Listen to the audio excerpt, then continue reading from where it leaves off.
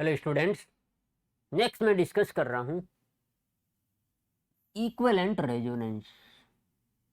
ठीक है, अभी इक्विवेलेंट रेजोनेंस क्या है तो लिखिए, रेजोनेंस हैविंग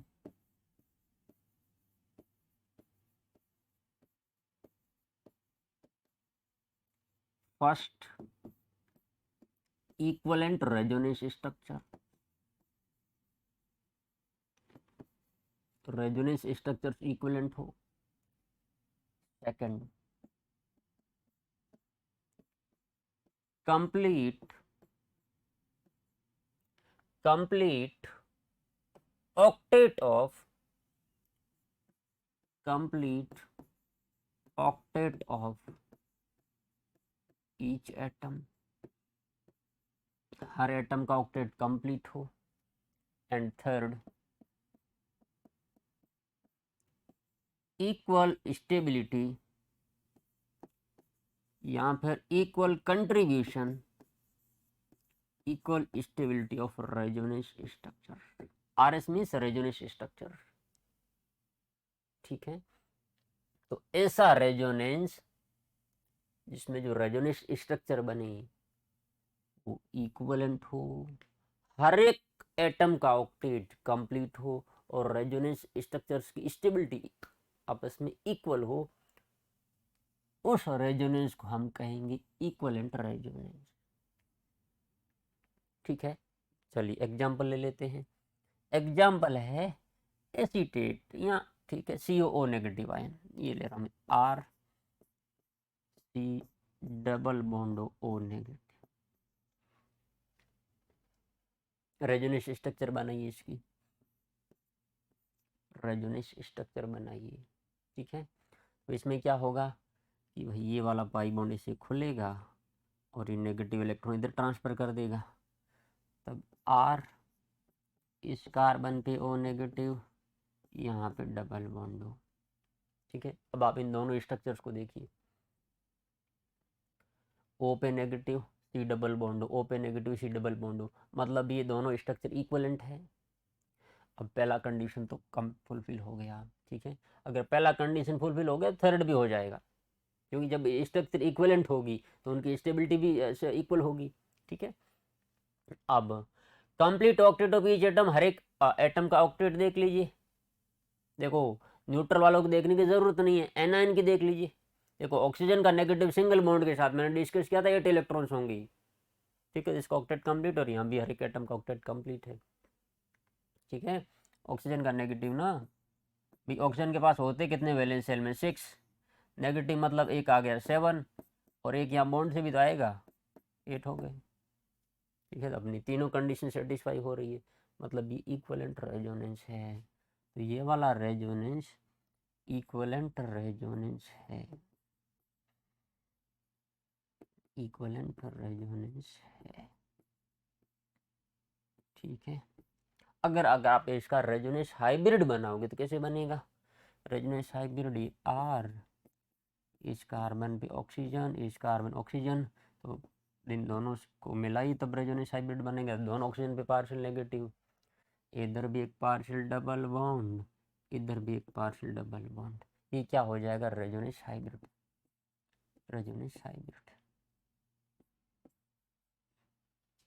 ठीक है, RS resonance structure, RS resonance hybrid. अब इसका बॉन्ड ऑर्डर कितना आएगा?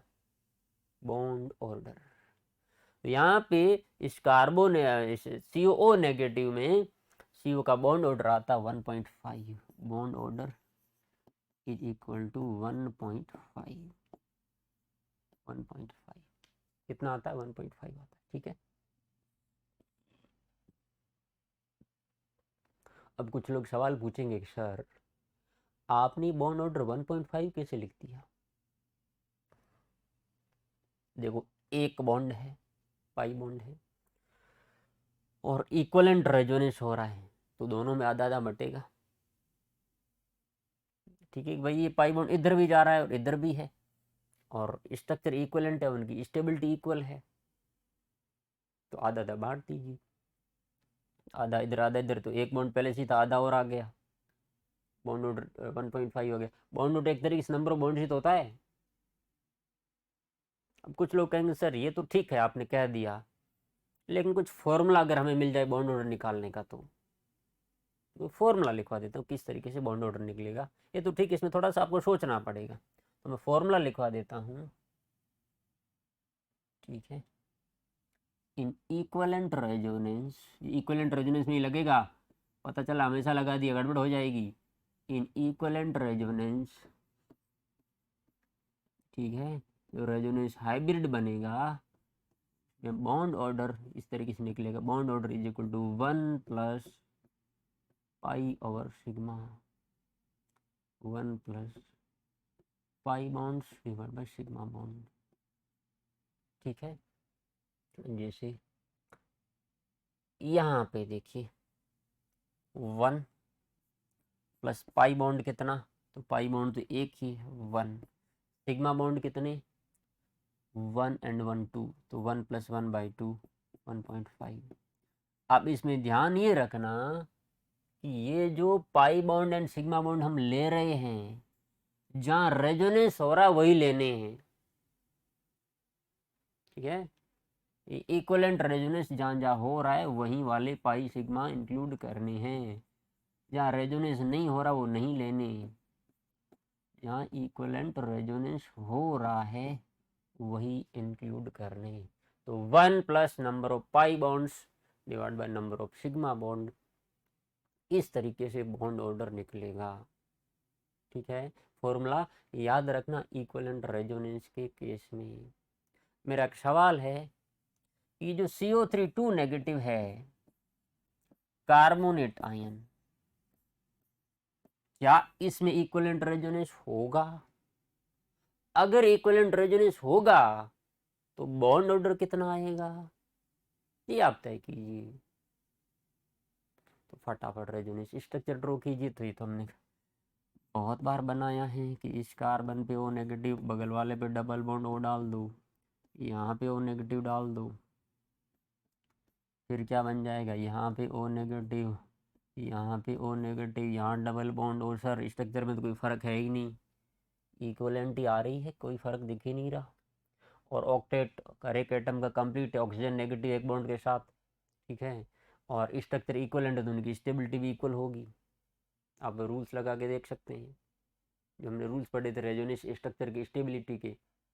अब बनाइए रेजोनेंस हाइब्रिड। तो जब हम हाइब्रिड बनाएंगे, ऑक्सीजन ऑक्सीजन, इस पे भी पार्शियल नेगेटिव, इस पे भी पार्शियल नेगेटिव, इस पे भी पार्शियल नेगेटिव। ठीक है, एंड यहाँ पे भी पाई, यहाँ पे भी पाई, यहाँ पे भी पाई।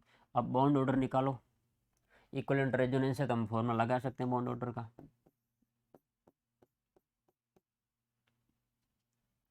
पाई बॉन्ड कितना है, तो एक ही पाई है।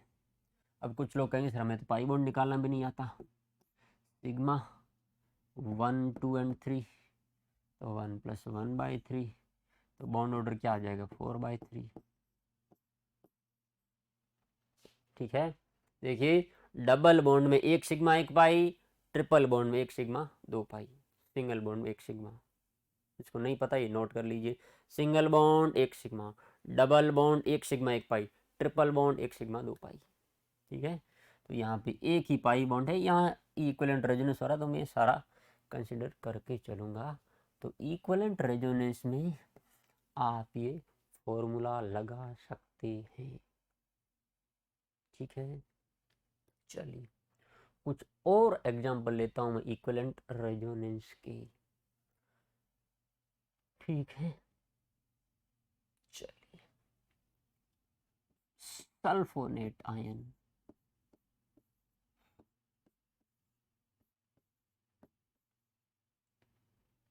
क्या इसमें इक्विवेलेंट रेजोनेंस होगा ये आपने बताना है। सल्फेट, क्या इसमें इक्विवेलेंट रेजोनेंस का केस है? देखो इसको मैं नीचे बना लेता हूँ। ठीक है, sulphate, sulphur, double bond O, double bond O negative O negative. देखो ये तो मैं बताऊंगा नहीं इसमें क्या है क्या नहीं है, इसका आपको निकालना है बॉन्ड ऑर्डर, क्योंकि ये थोड़ा सा इनऑर्गेनिक का पार्ट है।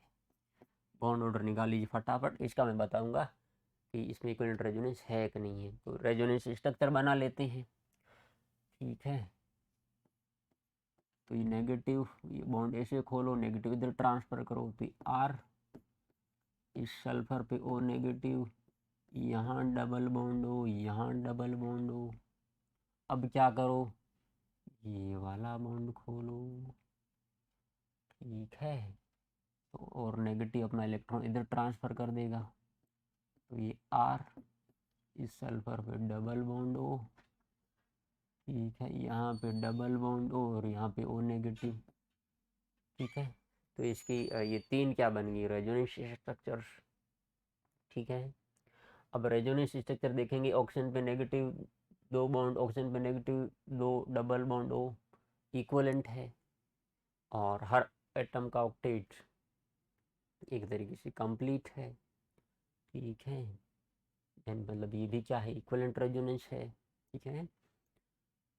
तो सल्फोनेट आयन में भी इक्वलेंट रेजोनेंस होता है, ठीक है। अब इसका बॉन्ड ऑर्डर अगर आपसे पूछ लिया जाए, बॉन्ड ऑर्डर का फॉर्मूला क्या होता है, 1 + पाई बॉन्ड। तो पाई बॉन्ड कितने, ये एक और ये दो, सिग्मा बॉन्ड कितने जहाँ जहाँ रेजोनेंस हो रहा है, तो 1 2 और 3, 1 + 2/3। तो यहाँ पे फिर बॉन्ड ऑर्डर क्या आ जाएगा, 5/3, ठीक है। 5/3 आ जाएगा बॉन्ड ऑर्डर, ठीक है।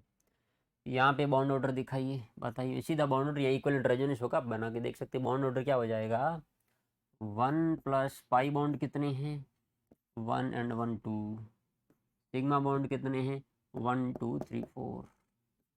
इसका भी बॉन्ड ऑर्डर आ जाएगा 1.5, कितना आ जाएगा 1.5, ठीक है। इस तरीके से आप तय कर सकते हैं, ठीक है। अब आप नोट डाल के एक पॉइंट लिख सकते हैं कि भाई इस इक्विवेलेंट रेजोनेंस को आप अलग से क्यों पढ़ा रहे हो, रेजोनेंस ही इसमें अलग क्या है। तो पॉइंट ये है कि इक्विवेलेंट रेजोनेंस ज़्यादा इफेक्टिव होता है, ठीक है। तो ये पॉइंट आप लिख सकते हैं कि equivalent resonance is more effective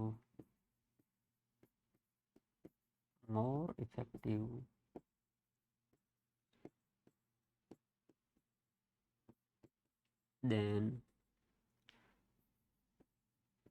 normal resonance। Normal resonance हमने पढ़ा था, और इक्विवेलेंट रेजोनेंस में इक्विवेलेंट रेजोनेंस ज़्यादा इफेक्टिव होता है, इक्विवेलेंट रेजोनेंस ज़्यादा इफेक्टिव होता है, ठीक है। चलिए, ठीक है। अब मैं दे रहा हूँ आपको एक सवाल, क्या दे रहा हूँ, एक सवाल, ठीक है। ये ध्यान रखना कि इक्विवेलेंट रेजोनेंस जहाँ कहीं भी है वो ज़्यादा इफेक्टिव होगा नॉर्मल रेजोनेंस से, ठीक है। चलिए, तो सवाल मेरा ये है कि आपको दो एनायन दे रखे हैं, पहला कार्बोक्सिलेट आयन और दूसरा फिनॉक्साइड आयन, ठीक है। और आपको कंपेयर करनी है स्टेबिलिटी, क्या कंपेयर करनी है, स्टेबिलिटी कंपेयर कीजिए। अब बच्चा कैसे सोचेगा, देखो वो सोचेगा सर ये नेगेटिव रेजोनेंस कर रहा, ये नेगेटिव रेजोनेंस कर रहा, तो इसकी रेजोनेंस स्ट्रक्चर बनाएगा वो, तो इसकी दो रेजोनेंस स्ट्रक्चर बनेंगी आर, ठीक है, कि ओ नेगेटिव डबल बॉन्ड हो, और उसकी जब वो रेजोनेंस स्ट्रक्चर बनेगा तो 5 रेजोनेंस स्ट्रक्चर बनेगी। बॉन्ड ऐसे खोल लीजिए, पॉजिटिव नेगेटिव, तो इस तरीके से इसकी 5 रेजोनेटिंग स्ट्रक्चर बनेगी। यहाँ पे डबल बॉन्ड ओ, देन यहाँ पे नेगेटिव डबल बॉन्ड, फिर ये बॉन्ड ऐसे खुलेगा उल्टा नेगेटिव के, ठीक है, डबल बॉन्ड हो, यहाँ डबल बॉन्ड हो, नेगेटिव में बना चुका हूँ रेजोनेंस स्ट्रक्चर बहुत बार, मैं सीधा बना रहा हूँ। यहाँ डबल बॉन्ड, अभी ये वाला बॉन्ड इसे खोलो, डबल बॉन्ड हो, यहाँ डबल, यहाँ नेगेटिव आ गया, अब ये वाला बॉन्ड इसे खोलो। ठीक है, तो फिर स्ट्रक्चर एक ही आ जाएगी। यहाँ डबल, यहाँ डबल, यहाँ डबल और नेगेटिव, इस तरीके से 5 रेजोनेंस स्ट्रक्चर बनेगी। अब बच्चा सोचेगा सर यहाँ पे तो 2 रेजोनेंस स्ट्रक्चर बन रही, तो 2RS, यहाँ पे 5 रेजोनेंस स्ट्रक्चर बन रही है, 5RS। तो बच्चा सोचेगा कि सर यहाँ नेगेटिव ज़्यादा रेजोनेंस कर रहा है, क्योंकि 5 रेजोनेंस स्ट्रक्चर बनेगी, नेगेटिव यहाँ से यहाँ गया, यहाँ से यहाँ गया, यहाँ से यहाँ गया।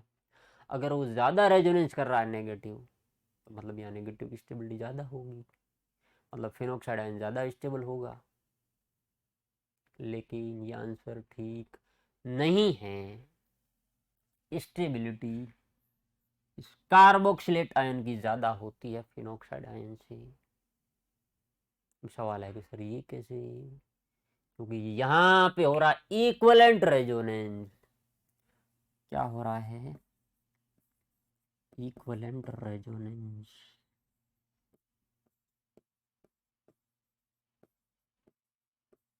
कौन सा रेजोनेंस? Equivalent resonance. और यहाँ पे नॉर्मल वाला रेजोनेंस।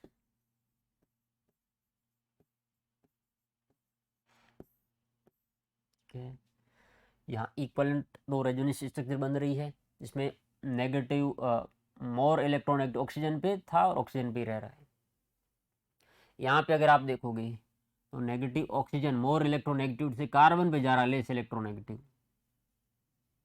ठीक है, यहाँ पे जो रेजोनेंस स्ट्रक्चर बन रही है स्टेबल बन रही है, क्योंकि नेगेटिव ऑक्सीजन पे यहाँ पे जो 5 रेजोनेंस स्ट्रक्चर बनेगी, इनमें से कुछ पे अगर आप देखोगे तो नेगेटिव कार्बन पे है, और कार्बन पे नेगेटिव हम उतना स्टेबल नहीं कहेंगे, उतना स्टेबल नहीं कहेंगे। ठीक है, तो यहाँ सिंपल रेजोनेंस, यहाँ इक्विवेलेंट रेजोनेंस, इक्विवेलेंट रेजोनेंस ज़्यादा इफेक्टिव होता है। मतलब ये जो नेगेटिव चार्ज है मोर इफेक्टिवली रेजोनेंस करेगा। नॉर्मल रेजोनेंस है उतना इफेक्टिव नहीं होता, मतलब नेगेटिव चार्ज उतना इफेक्टिवली रेजोनेंस नहीं करेगा। अगर negative charge more effectively resonance करेगा, ज्यादा रेजोनेंस मीन्स ज्यादा स्टेबिलिटी, ज्यादा रेजोनेंस मीन्स ज्यादा स्टेबिलिटी। तो यहाँ पे ये ज्यादा इफेक्टिवली रेजोनेंस कर रहा है।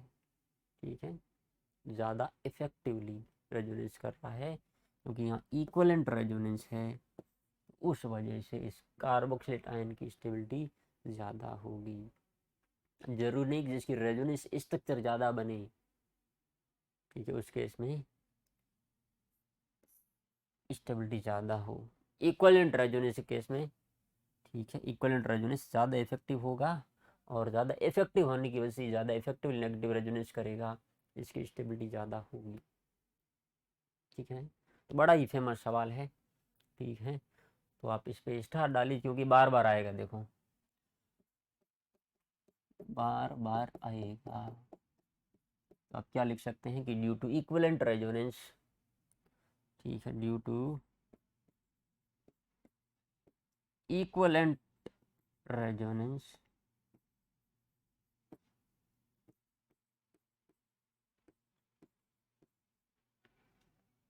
ठीक है, RCO O negative is more stable than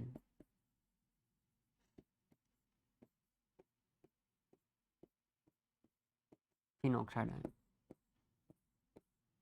तो ये ध्यान रखिएगा, क्या होता है इक्विवेलेंट रेजोनेंस, ये पता होना चाहिए, और ये पता होना चाहिए कि इक्विवेलेंट रेजोनेंस ज़्यादा इफेक्टिव होता है। ठीक है, चलिए, थैंक यू।